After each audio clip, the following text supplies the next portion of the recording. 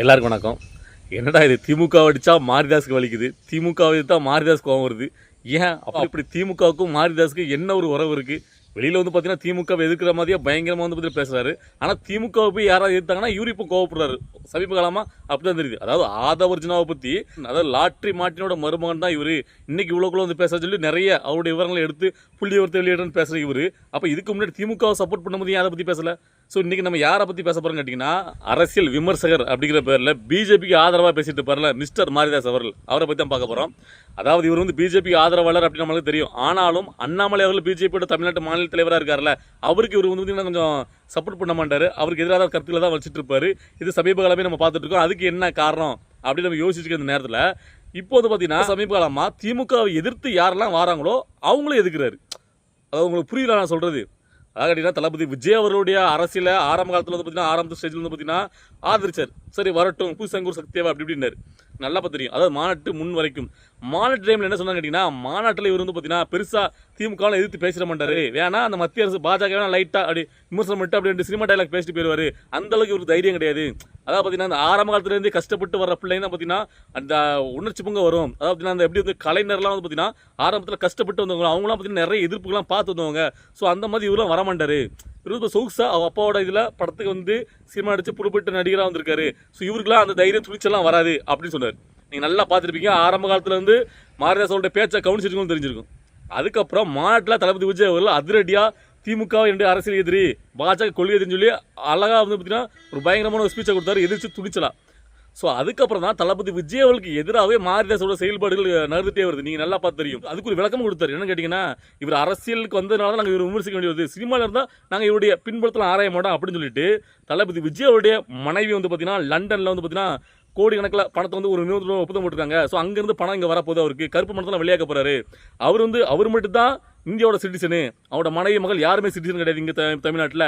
அப்படி அவருக்கு வந்து ஓட்டு போடுற உரிமையே தளபதி விஜய்க்கு அவர் குடும்பத்தில் அவருக்கு மட்டும் தான் இருக்குது. அவருடைய மனைவி மகள்லாம் கிடையாது.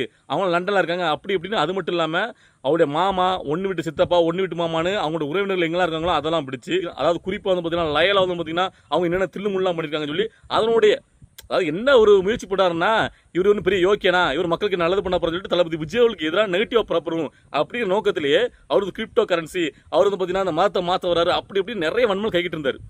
ஸோ இதை பார்க்கும்போது, அதாவது முக்கியமாக மாரிதாஸ் அவர்கள் தளபதி விஜய் அரசியலுக்கு வராரு. சினிமாவில் இருக்கிறதுக்கு நான் அவரை எதிர்க்கல, அரசியலுக்கு வந்தால் நான் அவரை விமர்சனம் பண்ணுவோம்னு சொல்கிறீங்கல்ல. தளபதி விஜய் அவர்கள் அவர் பண்ண தவறுலாம் நீங்கள் சுட்டி காட்டினா பரவாயில்ல. எங்கேயோ அவருடைய சொந்தக்காரங்க உறவினர்கள் அங்கே போய் அதெல்லாம் பண்ணாங்க, இங்கே போய் இதை பண்ணாங்க, அதெல்லாம் எடுத்து கொண்டு வராரு. உங்களுக்கு புரியுதில்ல? அதாவது எப்படியாவது அதில் முக்கியம் என்னன்னு கேட்டிங்கன்னா, திமுக மாநாட்டு மேடையில் அவர் எதிர்க்க மாட்டான்னு சொன்னார். ஆனால் தளபதி விஜய் அவர்கள் மாநாட்டு மேடையில் இவங்க தான் இந்த அரசியல் தெளிவாக எதிர்த்தார். குடும்ப ஆட்சி, திராவிட மாடல் ஆட்சி ஏமாத்துறாங்க சொன்ன உடனே அதுக்கப்புறம் தான் இவருடைய மாற்றங்கள் தெரியுது, நல்லா பார்த்து தெரியும். ஸோ இது வந்து ஒரு கணக்கில் இருந்துச்சு. ஆனால் இன்னைக்கு ஒரு ட்வீட் ஒன்று போட்டிருக்காரு. அதில் என்ன சொல்ல கேட்டிங்கன்னா, ஆதவர்ஜுனா அன்றைக்கி அம்பேத்கரோட மேடையில் சொன்னார்ல, அதாவது மன்றாட்சி முறை பிறப்பு நடிப்பில் ஒருத்தர் முதல்வராகக்கூடாது அப்படின்னு பயங்கர விமர்சித்தார். எல்லாருமே சமய ட்ரெண்டாச்சு. இப்போ கூட அவரை 6 மாதம் இடைக்கால நீக்கம் பண்ணியிருக்காங்க விடுதலை சிறுத்தையிலிருந்து. ஸோ இந்த ட்வீட் எடுத்து போட்டு, ஏன் லாட்ரி மாட்டினோட மருமகனுக்கு இப்போதான் தெரியுதா மன்னராட்சி முறை நடக்குன்னு? திமுகவுக்கு வந்து பார்த்தீங்கன்னா நீங்கள் ஜெயிக்க வைக்கிறக்காண்டி அங்கே உதவி பண்ணி பிரசாந்த் கிஷோரோட சேர்ந்து நீங்கள் உதவி பண்ணி பணத்தெல்லாம் வாரி வாரி இறச்சிங்களே, அப்போ தெரியலையா அங்கே வந்து மன்னராட்சி முறை நடக்குன்னு? துணை முதலமைச்சராக உதயநிதி ஸ்டாலின் அப்போ தான் தேர்ந்தெடுக்கப்பட்டார், இப்போ தான் உங்களுக்கு தெரியுதா அப்படின்னு கேட்டுக்காரு. நான் அதே கொஸ்டின் மாரிதாஸோட திரும்ப வைக்கிறேன். உங்களுக்கு இப்போ தான் தெரியுதா லாட்ரி மாட்டினோட மருமகன் ஆதவர்ஜுனான்னு? ஏன் அப்பா அதை பண்ணார்ல, அப்போ லாட்ரி மாட்டின மருமகன் அவங்க வந்து பார்த்தீங்கன்னா இவ்வளோ திருமணம் பண்ணுறாங்க, கோடிக்கணக்கில் பணம் வருது, அவங்க நாடகம் பண்ணுறாங்க அப்படின்னு அப்பா அதை எடுத்து எக்ஸ்போஸ் பண்ணல, இப்போ ஏன் பண்ணுறீங்க? ஏன்னு கேட்டிங்கன்னா, இப்போ திமுகவுக்கு எதிராக நிற்காரு. தளபதி விஜய் அவருடைய சேர மாதிரி வாய்ப்புகள் இருக்குது. 2 பேரும் ஒன்றா சேரும் போது தளபதி விஜயோடைய யாராவது க்ளோஸாக வராங்களோ அப்போ அவங்கள பற்றி எக்ஸ்போஸ் பண்ணுறது. அது மட்டும் இல்லை, திமுகவை எதிர்த்து நிற்காரு. அப்போ திமுகவோட கூட நிற்கும் போது கூட நீங்கள் இந்த அளவுக்கு லாட்ரி மாட்டினோட மருமகன் ஆதவர்ஜுனான்னு பெருசாக நீங்கள் வந்து வெளியெடுத்து வீடியோக்கெல்லாம் போடலை, எக்ஸ்போஸ் பண்ணலை. ஆனால் திமுக எதிர்க்கும் போது பண்ணுறீங்க. அப்போ உங்களுடைய நோக்கம் தான் என்ன? எதை எடுத்தாலும் ஒரு உள்நோக்கம் கற்பிச்சுக்கிட்டு பயங்கரமாக அதை விமர்சித்து போடுறீங்களே, உங்கள் உள்நோக்கம் தான் என்ன? இல்லை பிஜேபிக்கு சப்போர்ட் பண்ணுறீங்கிறீங்க பேரில், ஆனால் அண்ணாமலையே எதுக்குறாரு. அண்ணாமலை என்னென்ன தவறுலாம் பண்ணுறாரு? ஏன்னா திமுகவை பெரிய தலைவர்கள் எதிர்ப்பது யாரு? அண்ணாமலை. இப்போ தளபதி விஜய் வந்திருக்காரு. நீங்கள் நல்லா பார்த்துட்டு அவருடைய வீடியோக்கெல்லாம் அண்ணாமலைக்கு அவர் வந்து அண்ணாமலைக்கு எதிராகவே நெகட்டிவாகவே பேசிட்டு இருப்பார். அதே மாதிரி இப்போ தளபதி விஜய்க்கு எதிராக எங்கே இல்லாமல் சம்மந்தம் இல்லாமல் அவருடைய எங்கேயாவது ஒரு ஒன்று விட்டு சித்தப்பா எங்கேயாவது ஏதாவது அதை எடுத்துக்கொண்டு தளபதி விஜயோடைய குடும்ப பின்னணி தான், அவர் இப்படி தான் பண்ணுறாரு, அவர் நல்லவர் கிடையாது, யோக்கியம் கிடையாது அப்படி நெகட்டிவ் ப்ரமோட் பண்ணுறது தொடர்ந்து.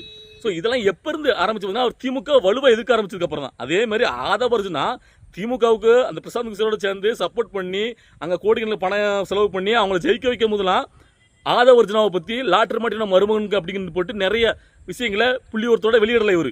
ஏன் அப்போ வெளியிட்டு வேண்டியதானே, ஆனால் இப்போ வெளியிடுறாரு. ஸோ அப்போ இதெல்லாம் என்ன காரணம்? அப்போ திமுகவுக்கு நீங்கள் மறைமுகமாக சப்போர்ட் பண்ணுறீங்களா மாரிதாஸ் அவர்களே? இதை பார்த்துட்டு இருக்க தோழர்கள் உன்னிப்பாக கவனித்து உங்களுடைய உங்களுடைய கருத்துக்களை நீங்கள் கமெண்ட்டில் பதிவு பண்ணணும். இது வந்து எனக்கு ரொம்ப நாளாக தோணிட்டு இருக்கு. இப்போ சடனாக பார்த்தீங்கன்னா இவர் இந்த மாதிரி வைக்கும்போது அப்போ திமுகவோட அரசியல் சரியில்லை, திமுகவோட ஆட்சி கலைக்கப்படும், திமுக எதிராக இருக்குன்னா நீங்கள் திமுகவை யாரெல்லாம் எதுக்குறாங்களோ அவங்களுக்கு வந்து ஆதரவு கொடுக்கட்டாலும் பரவாயில்ல, அவங்கள சைடில் போயிட்டு அவங்களோட பின்புலத்தில் எடுத்து எதுக்கு நீங்கள் ஆராய் பண்ணுறீங்க? இல்லை புரியல. தளபதி விஜய் அவர்கள் வந்து பார்த்தீங்கன்னா சினிமாவில் இருந்தால் நான் வந்து எதிர்க்க மாட்டோம், அரசுக்கு வந்தால் நாங்கள் யாராலும் கேள்வி வைப்போம்னு சொல்கிறீங்க. ரைட்டு. ரஜினிகாந்த் அவர்கள் முன்னாடி அரசுக்கு வரான்னு சொன்னார்ல, அப்போ பெரிதளவில் அவருக்காடி ஆதரவு சப்போர்ட் பண்ணி பயங்கர முட்டு கொடுத்து யாருன்னு கேட்டீங்க இந்த மாரிதாஸ் அவர்கள் தான். ஆனால் அதே ரஜினிகாந்த் அவர்கள் திமுக மேடையில் போயிட்டு திமுகவுக்கு பயங்கர முட்டு கொடுத்து திமுக ஒரு பெரிய ஆலமரம் அப்படின்னு சொல்லி பேசினார்ல, அப்போ உண்மையிலே மாரிதாஸ் அவர்கள் திமுகவுக்கு எதிராக செயல்படுறா இருந்தால் இப்போ ரஜினிகாந்த் பேசுறது தவறு அப்படின்னு சொல்லி சுட்டி காட்டி கண்டிச்சிருக்கணும்ல. நீங்கள் மற்ற எல்லாரையும் பயங்கரமாக விமர்சிக்கிறா மாரிதாஸ் அவர்கள், அப்பயும் அதை பண்ணல. இல்லை யோக்கியமானவருப்பா, நீங்கள் ஒரு யோக்கியமானவர். யார் தவறு இருந்தாலும் நான் அண்ணாமலையெல்லாம் வன்மத்தில் செயல்படலை, அவர் வந்து நல்லா பண்ணால் எனக்கு நல்லது தான், அவர் சிஎம் ஆகட்டும் அப்படி சொல்கிறாரு நேற்று வீடியோக்களில். அப்படி இருந்தால் அண்ணாமலை பண்ண ஏதாவது ஒரு எங்கேயாவது கண்டுபிடிச்சு அதை வந்து விமர்சிக்கிற இவர் யார் வந்து அரசியலுக்கு வந்து சிஎம் ஆகி இந்த மக்களுக்கு ரொம்ப நல்லது பண்ணுவாங்க அப்படின்னு சொல்லி பயங்கர முட்டு கொடுத்தாலும் அந்த ரஜினிகாந்த் அவர்கள் தான் அந்த 2017 இங்கே வெற்றிட இருக்கு அப்படி சொன்னார். இப்போ வெற்றிட இருக்குன்னு சொன்னால் அவர் அப்போ எது வெற்றிட இருக்கு? திமுக அப்போ இப்போ மட்டும் வெற்றிட இல்லையா? இப்போ வந்து போய் வச்சுருந்த நிறைப்பிட்டாங்களா திமுக? ஸோ அப்போ அதெல்லாம் பற்றி என்னைக்காவது இந்த மாரிதாஸ் அவர்கள் விமர்சிப்பார்? ரஜினிகாந்தை பற்றி விமர்சிக்கவே இல்லை. அப்போ உங்களுடைய நோக்கம் என்னவா இருக்கு? இல்லை திமுகவை எதுக்குற மற்றவங்களாம் போட்டு பயங்கரமாக அவங்களுடைய அதாவது அண்ணாமலை ஆகட்டும் விஜய் ஆகட்டும் எல்லாத்தையும் போட்டு விமர்சிக்க வேண்டியது இல்லை. மாரிதாஸ் அவர்கள் ரொம்ப புத்திசாலித்தனமாக ஆதவர்ஜனமாக கேட்குற மாதிரி ஒரு கொஸ்டின் எழுப்புறாரு. அது இதுக்கு முன்னாடி திமுக கூட இருக்கும்போது திமுக ஜெயிக்க வைக்கலாம் தெரியலையா அங்கே மன்னாட்சி இருக்குன்னு. எங்க அவரு தான் தெளிவாக அவராகவே ஓப்பனாக அந்த மேடையிலே சொல்கிறாரு, நான் இதுக்கு முன்னாடி பார்த்தீங்கன்னா பிரசாந்த் கிஷோரோட சேர்ந்து திமுக ஜெயிக்க வைக்க நான் வந்து பாடுபட்டேன், அவங்க கூட இருந்த எல்லா ஃபோட்டோ அவரவே தான் வெளியிடுறாரு வாண்டடா. அது ஊர் உலகத்தை தெரியுமே, நீங்கள் என்ன சொல்ல வருது? அவர் இந்த ஆட்சிலையும் அதிகாரத்தில் பங்குங்கிற அந்த எண்ணத்தோட தானே அங்கே போயிருக்காரு. அங்கே அதுக்கு பண்ணலை, அவங்க பண்ண மாட்டாங்க, அது கிடைக்காதுன்னு தெரிஞ்சதுக்கப்புறம் தானே அவர் இந்த ஒரு ஸ்டாண்ட் எடுக்கிறாரு. அப்புறம் என்ன உங்களுக்கு அதில் குழப்பம்? அது என்ன பெரிய அப்போ உங்களுடைய நோக்கம் என்னவா இருக்குது? தொடர்ந்து திமுக வந்து எதிர்க்கிற மாதிரி அந்த வெளியில் வந்து பார்த்தீங்கன்னா ஒரு நாடகத்தை கிரியேட் பண்ணிருக்கேன். ஆனால் திமுகவை யாரெல்லாம் எதிர்த்து அவங்க வந்து ஒரு பெரிய ஒரு சக்தியாக வராங்கன்னா உடனே அவங்கள ஒரு நெகட்டிவாக ப்ரொமோட் பண்ணுறது மக்களிடையே. அப்போ உங்களோட அஜெண்டா தான் என்ன? ஸோ இதைத்தான் இந்த பார்த்துட்டு இருக்க நம்முடைய தோழர்கள் மக்கள் உங்களுடைய கருத்துக்கள் என்ன அப்படிங்கிறத ஷேர் பண்ணச்சா உங்களுடைய கருத்துக்களை கமெண்ட்டில் பதிவு பண்ணுங்கள். பாய்.